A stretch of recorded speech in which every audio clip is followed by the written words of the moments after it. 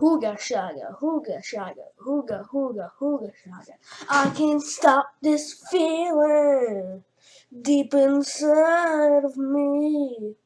Girl, you just don't realize what you do to me. Oh wait, we're recording. Hey guys, what's up? It's Connor here, back with another video, and today we're reviewing Guardians of the Galaxy Volume 2. And oh my god, this might have been one of the best movies I've seen this year. Note, we're only in May, so we actually still got some time. Wait, is it already May? God, time flies. But that we're only in May, and Transformers 6? Just kidding, Planet of the Apes 5. Let's go! But anyway, guys, today I wanted to review Guardians of the Galaxy. So first we're going to start with some non-spoiler stuff. 1. Baby Groot was not as half annoying as I thought it'd be. Also, it'd be going over all the end credit scenes. Some of them are going to be spoiler-rated, some of them are going to not. So the first non-spoiler review credit scene, I can't believe I'm doing this, but was emo Groot, like emo teenage Groot. He had like vines going down his hair to make him look like an emo. Yeah, my hair's too short, but it was hilarious. And it was just Star-Lord, like, being one of the grumpy dads, like, pick up your rum, blah, blah, blah. You play too many video games.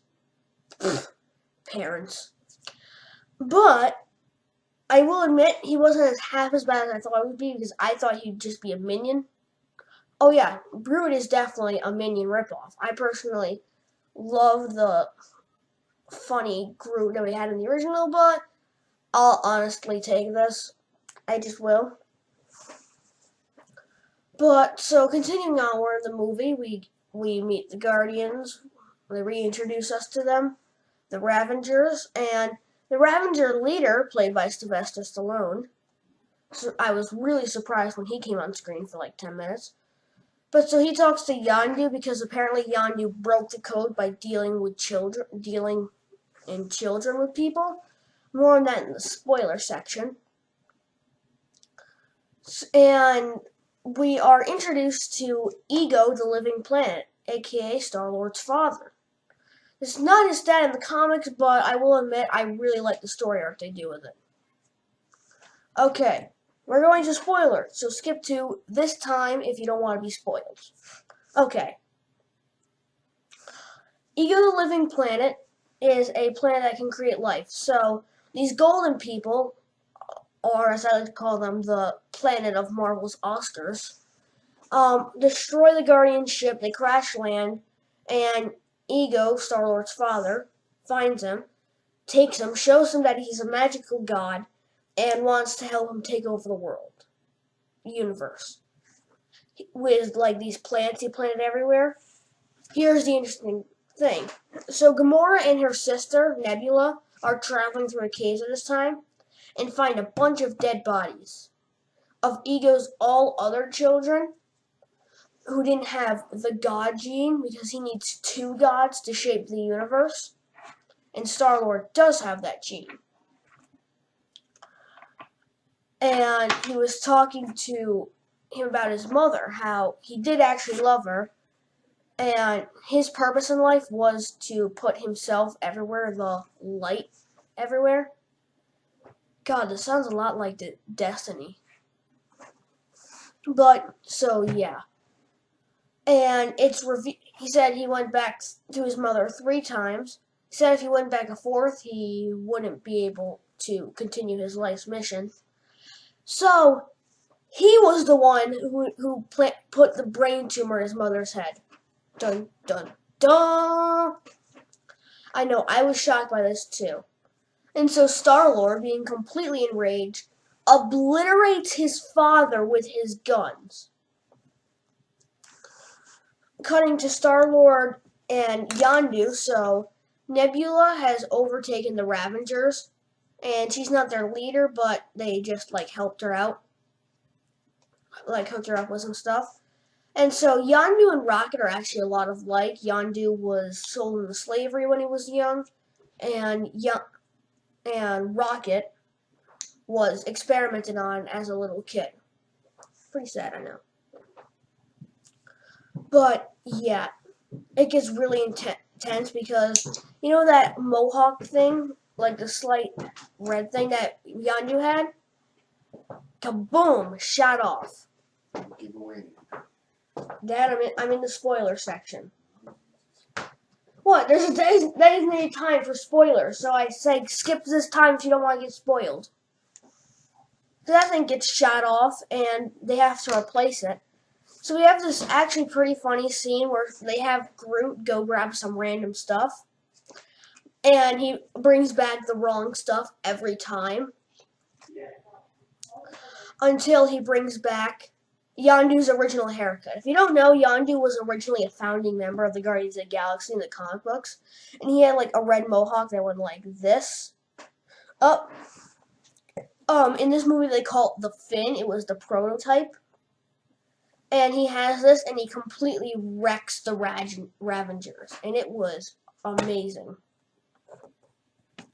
So Gamora and Drax went with Peter to this planet, and Ego, and we meet Mantis, the new guardian of the galaxy, Ego's servant. And yeah, overall, they get revealed, all that stuff I told you about earlier. And back to Star-Lord. So he uses Star-Lord as a power source, Ego does, to grow his plans over the universe. And yeah, and a few awesome fight scenes ensues. The Oscar men and women come back from earlier to destroy everything. Well, destroy Ego and capture the Guardians because they were originally hired by them, the Guardians were, to protect these batteries they had. They were priceless. And Rocket happened to steal a couple of them. But yeah, the fight scenes in this are awesome. You had the Baby Groot scene from the trailers, and Star-Lord and his father go head to head. His father creating a giant version of himself out of rock, and Star-Lord creating a giant Pac-Man to eat his father's creation. And so the battle ensues, and then they were able to blow up Ego. And so Yondu stays with Star-Lord to take him out of there with one rocket pack and one spacesuit. So another thing I need to say is originally, Yondu told a lie on why he stole Peter, never delivered him. It was because he was small and could fit through tight places, but actually Yondu kind of wanted to have his own son, and truly, in all seriousness, Yondu saw Peter as his son, and always went kind of soft on him. So Yondu,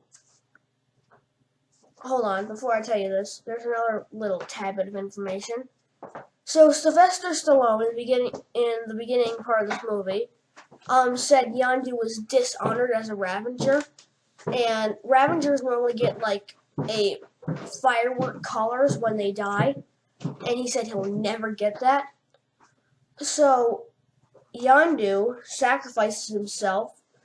He uses the jetpack, but puts the spacesuit over Star-Lord, and that ends with Yondu dying in the process. It was a really sad scene, and I almost cried. Almost.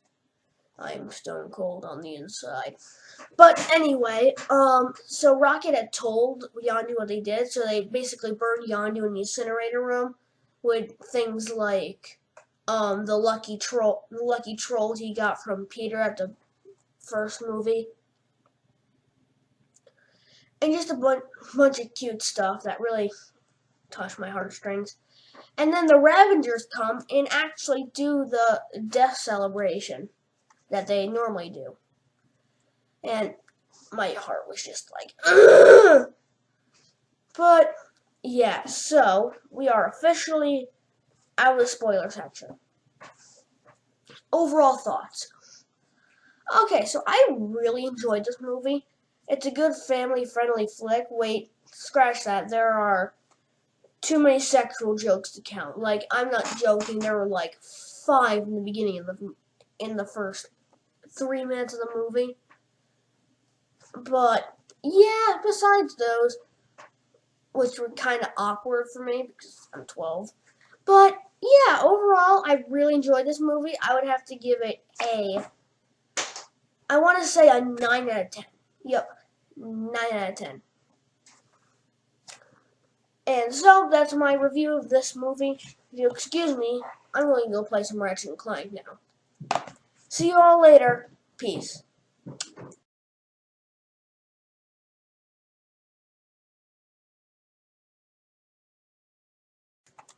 Hey guys, sorry if everything looks kind of weird because I got out of my YouTube spot and realized I said nothing about the soundtrack. It's pure amazing, not as good as the first movie, but still the soundtrack to this film is amazing. I just wanted to add that at the end because I completely forgot to talk about that during my review. See you all in another video. Thanks for watching.